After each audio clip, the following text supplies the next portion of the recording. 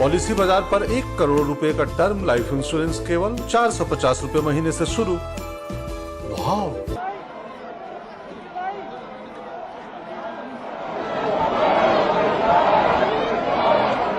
नवनिर्वाचित दिल्ली नगर निगम की पहली बैठक में आम आदमी पार्टी और बीजेपी पार्षदों ने किया जबरदस्त बवाल। धरना प्रदर्शन, नारेबाजी, हाथापाई, तोड़फोड़। ये देखिए नीचे आइए, ये जो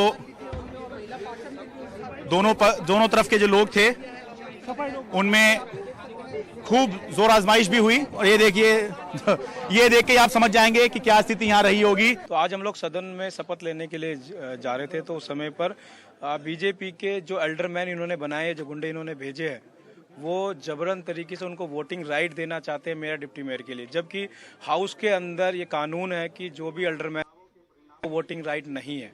अच्छा। और उसी बात को हमने जब वहाँ पे रखा कि भाई मेयर और डिप्टी मेयर के लिए वोटिंग नहीं है, राइट नहीं है इनको, तो उन्होंने सभी लोगों ने मिलकर मेरे साथ हाथापाई की और जो मोमेंटो से शपथ लेते हैं, हाँ। उस मोमेंटो से मेरे को मारा, सर पे मारे थे, कांच मेरे हाथ में घुस गया, मैंने हाथ ऐसे किया। दोनों ही पार्टियों के पार्षदों को चोटें आई। दोनों ने एक दूसरे पर गुंडागर्दी का आरोप लगाया। हम शपथ लेने के लिए हमारे मनोनीत सदस्य ऊपर चढ़े तो केजरीवाल के जो पार्षद वो चिल्लाने लगे, हाय हाय हाय हाय हाय हाय। तो ये मैं देखो पिछली बार भी 5 साल में पार्षद रही हूँ, हमें पता है डिसिप्लिन का, हमने कैसे शपथ लेनी है। और जैसे ही वो उनके हाथों में कुछ ऐसी नकुली चीजें थी, वो सबको वार कर रहे थे। यहाँ पर आपके पास ये चोट के निशान है, ये देखिए ये चोट के निशान है। कौन सही कौन गलत जवाब तस्वीरों में भी है और तय किए गए लिए गए फैसलों में भी। वैसे भी एक हाथ से चुटकी ही बज सकती है, पर यहाँ तो ताली बजी है।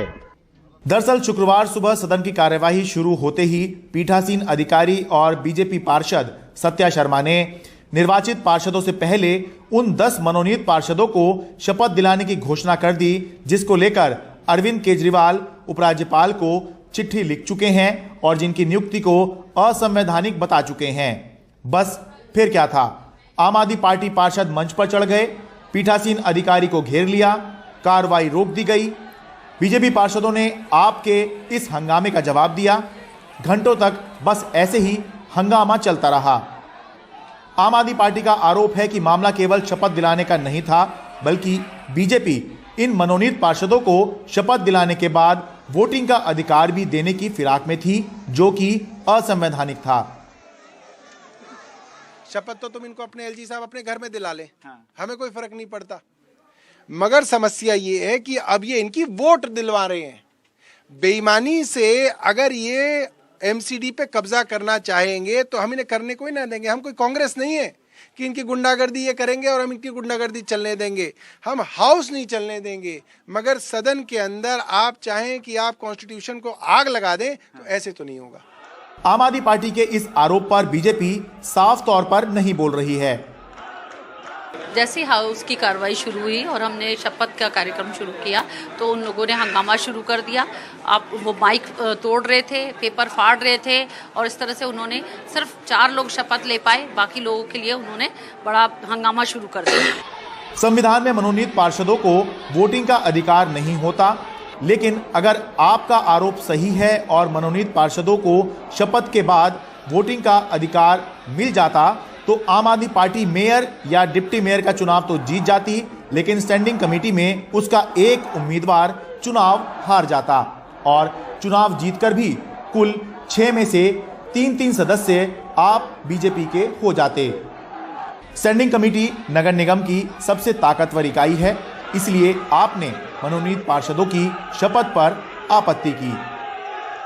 दिल्ली में आम आदमी पार्टी की सरकार है, नगर निगम चुनाव आम आदमी पार्टी ने जीता है और इस समय सबसे बड़ी संख्या में नगर निगम में पार्षद आम आदमी पार्टी के ही हैं, जबकि बीजेपी की केंद्र में सरकार है। उपराज्यपाल बीजेपी सरकार की तरफ से ही दिल्ली के अंदर अपॉइंट किए गए हैं और विपक्ष में बीजेपी अगर है भी तो भी उसके पास पार्षदों की अच्छी खासी संख्या है, यानी कि ये 2 मजबूत पक्षों की इस समय लड़ाई चल रही है और इसीलिए चर्चा ये चल रही है कि अगले 5 साल भी अगर वैसी ही तस्वीरें देखने को मिलें जैसे कि आज इस नगर निगम हेडक्वार्टर में देखने को मिली हैं तो कोई बहुत ज़्यादा हैरानी की बात नहीं होनी चाहिए।